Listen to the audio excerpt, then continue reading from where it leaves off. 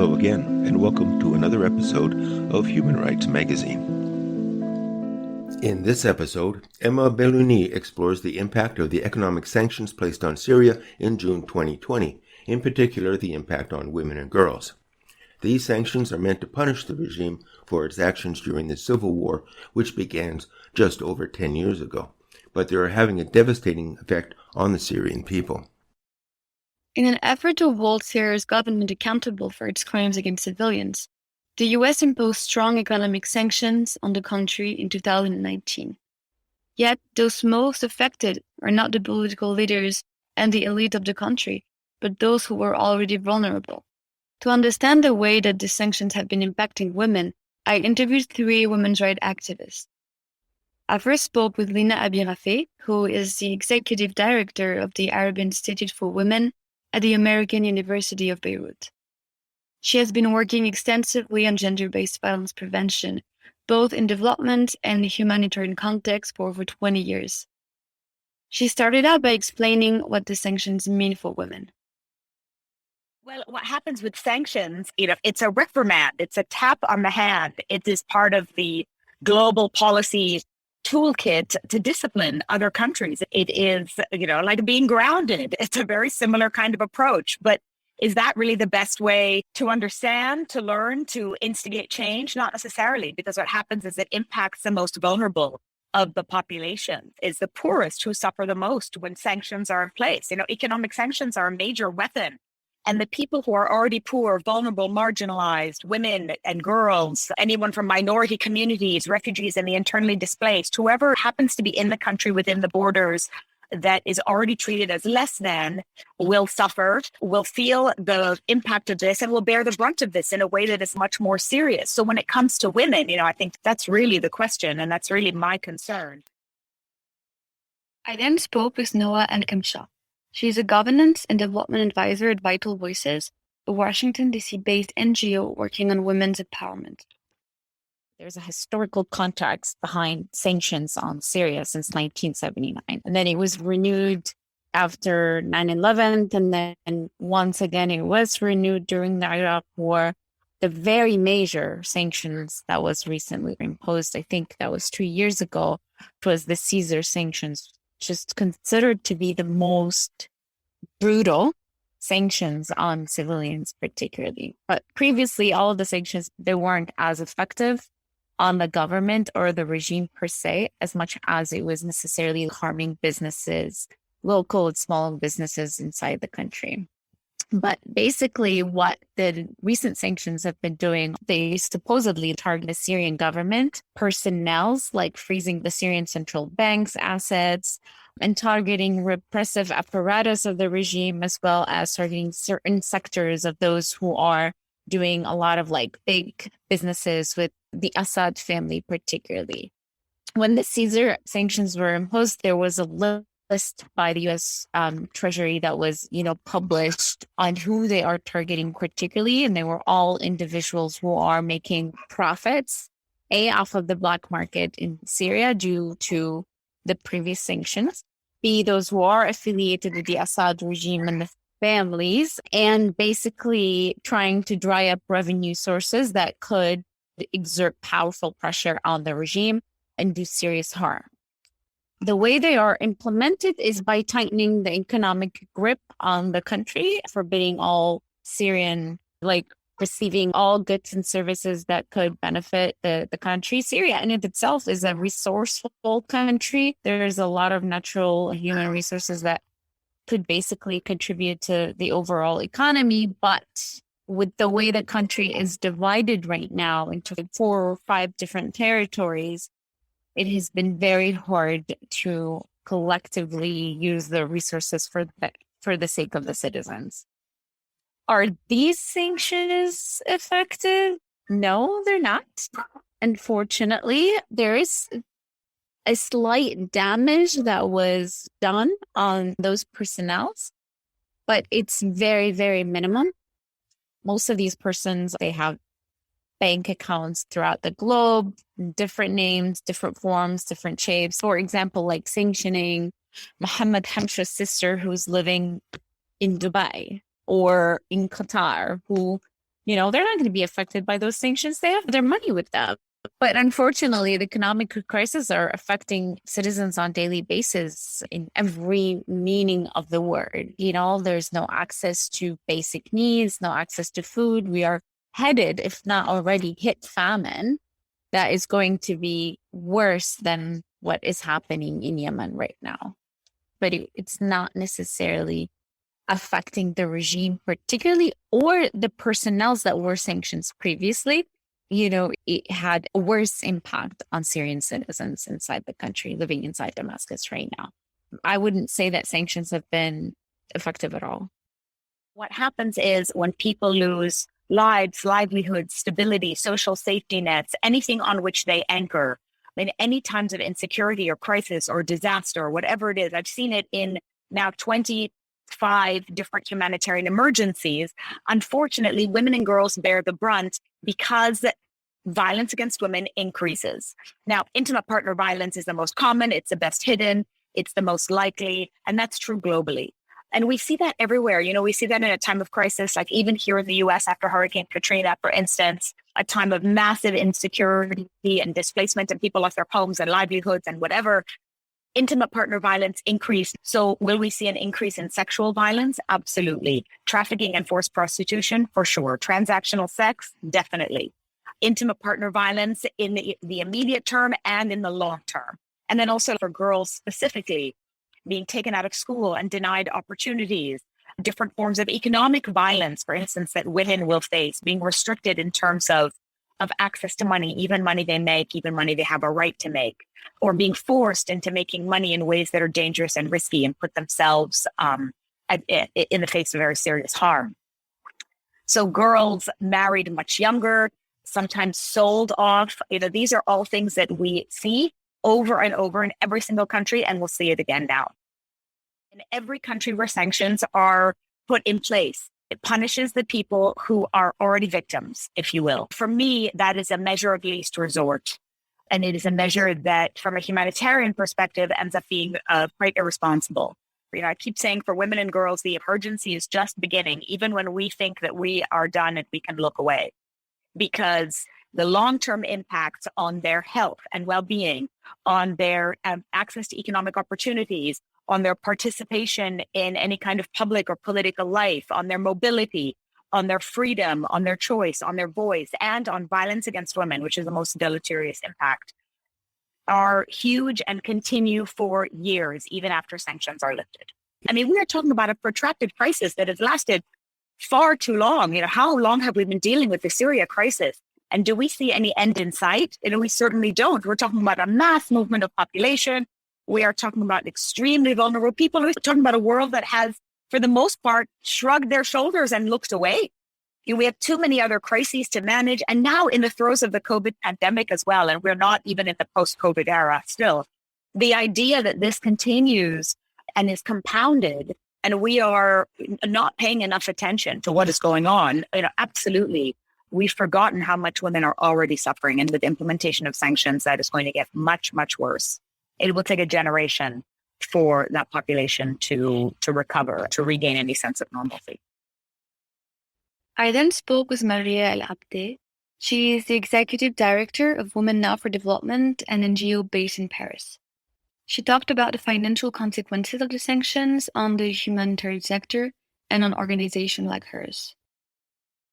On daily life, I think the main issue will be the bank over compliance. If you have the name Syria in any bank transaction or you are a Syrian national, the transaction could be impacted, could be deleted, your bank account would be closed sometimes. So it affects even Syrian outside the country. So let's start by this. Then if we want to speak about people inside the country, first, we can't deal with any bank inside Syria, and there is very few, and all of them are controlled for the regime. So I'm not calling to deal with the bank inside Syria, but that means that all the money transferred to Syria would need to be done in cash. So if you are talking about a huge humanitarian aid, you are using systems that could be not really trustful sometimes and very complicated. Again, we know that a lot of companies are afraid of being seen as going against the sanction. So they decide to stop working with Syria. So we are more and more depending on Russian and China economy, for example, which is very problematic. And for us as feminist organization, we have another complication with the situation in Lebanon and Turkey. Some banks today refuse to transfer money to Lebanon and to Turkey. To Lebanon because of all the transparency issue from France, at least, to send money to Lebanon and Turkey. So already we can't send money into inside Syria. We were doing this through neighboring country. So now even neighboring country, we are not allowed to send the money there. So it's all caused a lot of problems and difficulties. And when we come to the women activisms, our budget is very small in comparison with the big humanitarian organization. No one will really care. We are not a big client. We are not discussing millions. Sometimes the women initiative inside Syria, they run for $2,000 will be enough for a certain amount of months, for 3 months, for example, a year of activity. Sometimes for a small project, be $10,000. So it's not an amount that is attractive for negotiation to allow us to do things. The Syrian regime, like every dictator, he will put every mistake or everything that are going bad, or even they will do bad things and then put it on the sanction. So if there is no bread, they will say it is because of the sanctions. So people cannot really understand what is the real impact of the sanction.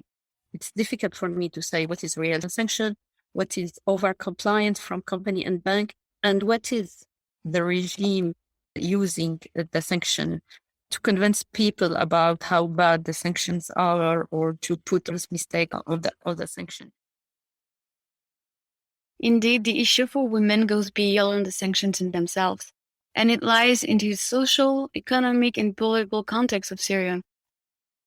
Especially in countries like Syria, where previously we did not have civil society organizations that primarily defended the women's rights. But I wouldn't tie that to the sanctions particularly, because there were already, before the sanctions or the Caesar Act have been imposed on Syria, we were seeing this kind of socioeconomic dynamics play a role in women's lives, like those who have been, for example, detained by the Syrian government and then released, but they were victims of rape inside the detention center. The main link to what is happening to women or even survivors of other gender identities is really the war context and the traditional form of how gender inequality has been in the country since Hafiz al-Assad was in power, really.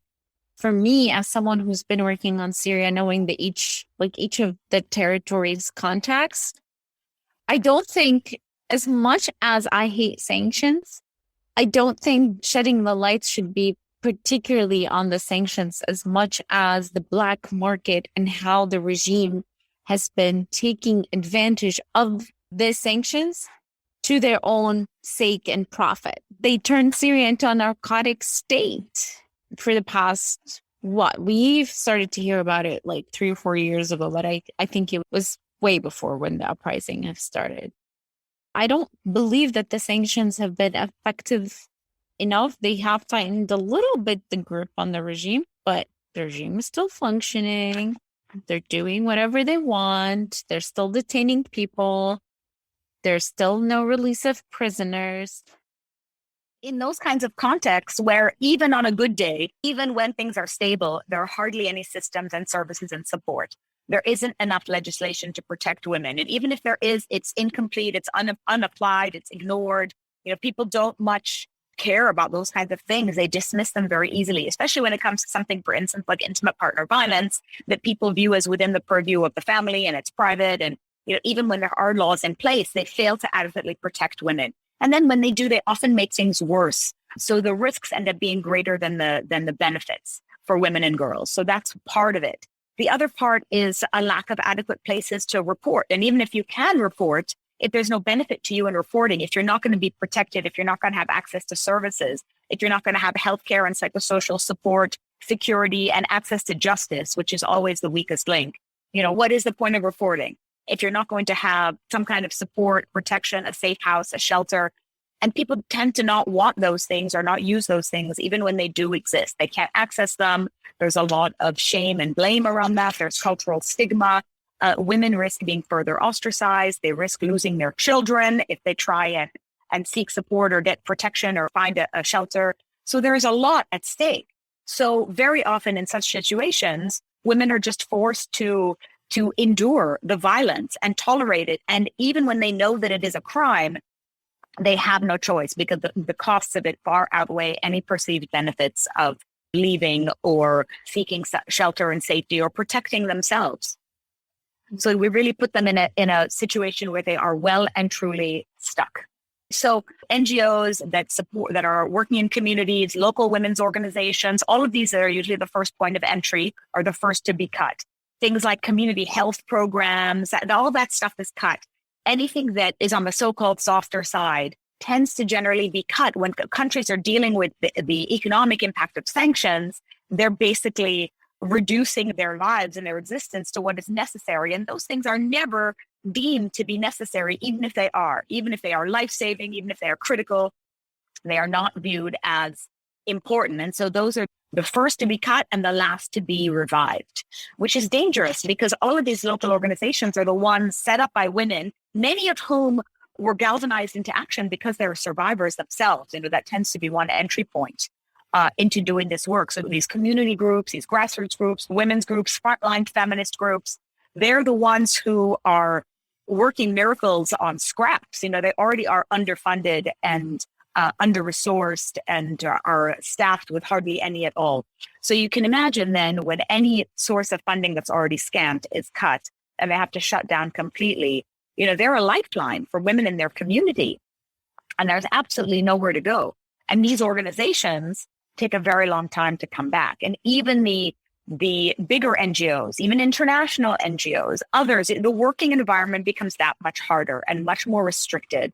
People are focused on basic needs. And so the priorities shift and it becomes even harder to get funding for things like prevention and response to violence against women. We then talked about the future and what lies ahead for Syrian women. I think right now women are fighting for their survival, So I think it's a question of existence day to day. And what is their responsibility, say, of the international community or humanitarian agencies to also provide support as a buffer? It's from the humanitarian front line that's exhausting, continuing to rectify the damage it's created by international sanctions and other global forms of reprimand. So that becomes a great challenge. But really now it's a question of survival. How to keep women safe, how to keep them from having to resort to risky measures of survival, how to help them to access any economic opportunity, to generate an income in a way that is safe and secure for them, that will make them hopefully less likely to put themselves at risk, less likely to marry off their daughters, less likely to pull their daughters out of school. These things will have generational impacts. So right now it's a question of that, getting money into the hands of the women who will use it to protect themselves and their daughters. And that's what we need. Noa Al-Kamshar has been working extensively with women civil society in Syria, and she highlighted the role that women play into the social and political reconstruction of the country.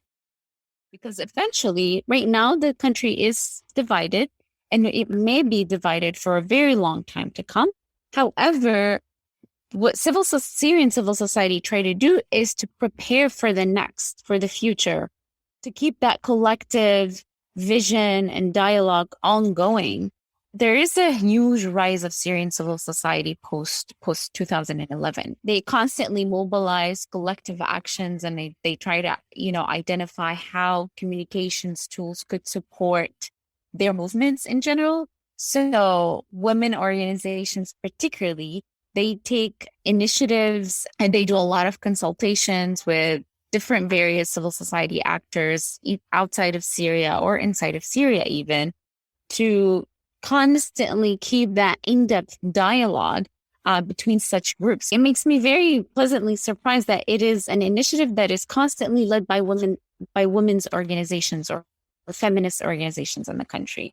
there is a huge transformative impact that grassroots and feminist organizations have had in Syria. There are also indications that women-led organizations, they attain a lot of resources and they undergo a lot of training and capacity building on good governance and democracy concepts, and they integrated within communities that they are serving in preparation for that next phase that we don't know what might look like. Most likely it will remain divided until we figure out what's going on with Russia and China as the new powers taking over the world. Thank you for listening to this episode of Human Rights Magazine. The podcast is brought to you by the Upstream Journal. I invite you to consider supporting the program and the magazine with a contribution through PayPal as you explore other episodes. Thank you for listening to this episode of Human Rights Magazine. The podcast is brought to you by the Upstream Journal. I invite you to consider supporting the program and the magazine with a contribution through PayPal as you explore other episodes.